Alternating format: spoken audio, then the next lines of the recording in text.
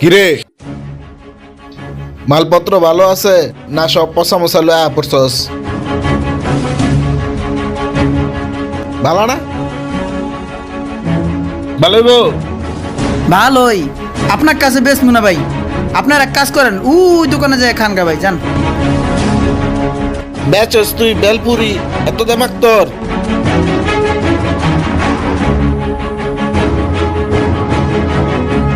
ভাই, এক প্লেট বেলপুরি দেন তো।